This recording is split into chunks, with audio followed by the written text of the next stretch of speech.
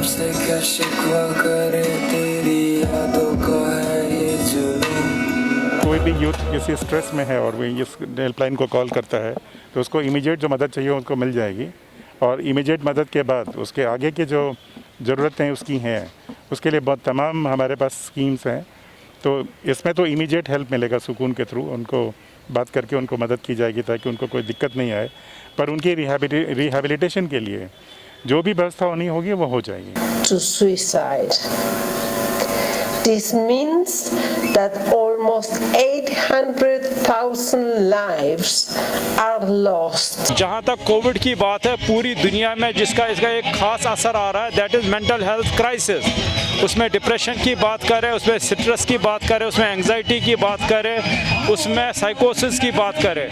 और कश्मीर के कॉन्टेक्स्ट में हम देखेंगे यहाँ भी कोई हालात मुख्तलिफ नहीं है, यहाँ भी ये सब चीज़ें हो रहा है। और ड्रग एडिक्शन की जहाँ बात करेंगे, मैं पर्सनली मेरी ज़ाती ये थी कि शायद कोविड में हमें सब्सटेंस एब्यूज़ के केसेस कम हो जाएंगे, बट ऐसा नहीं देखने को मिल रहा है। उसमें इंक्रीज़ ही हुआ है, कमी नहीं हुआ है। जब ऐसे चिकनी चेहरे, वो जब ऐसे चिकनी चेहरे, तो कैसे न नजर फिसले, तो कैसे न नजर फिसले जिंदगी।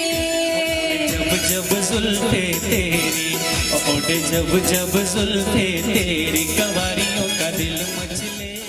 जो हेल्पलाइन सुकून का इनॉग्रेशन हुआ है, मैं अपील करता हूँ आवाम को जिनके घर में ऐसी परेशानी है, समस्या है, stress related, mental wellbeing related, इनका कॉल जो हॉटलाइन का नंबर है 1800-180-7159।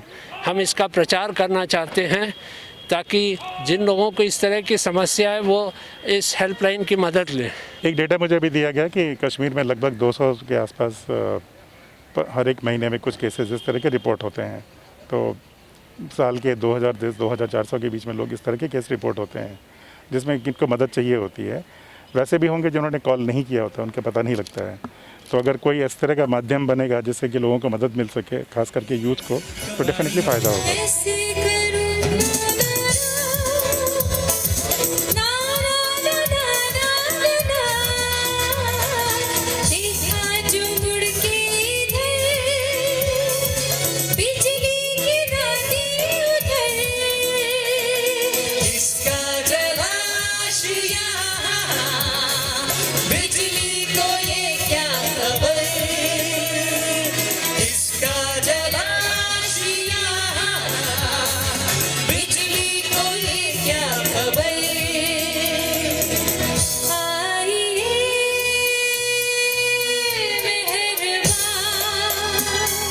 आगे आना चाहिए। देखो हम सब लोग सोचते हैं पुलिस करना चाहिए या अस्पताल वालों को करना चाहिए। मैं पर्सनली जो मेरी एक्सपीरियंस है, हम सबको आगे आना चाहिए, as parents, as teachers, as institutional heads, as mohalla committees, as masjid committees, हम सबको आगे आना है। और हमें दो ही स्ट्रेटजीज़ है, उन लोगों को बचाना है जो ऑलरेडी बचे हुए हैं ताकि वो इसमें ना जाए, और जो इसमें शिकार हुए हैं उनको ट्रीट करना है, और उनको फिर मदद करना है कि वो कम्युनिटी में किस तरह से फिर से री इंटीग्रेट हो सकते हैं और अपनी ज़िंदगी गुजार सकते हैं।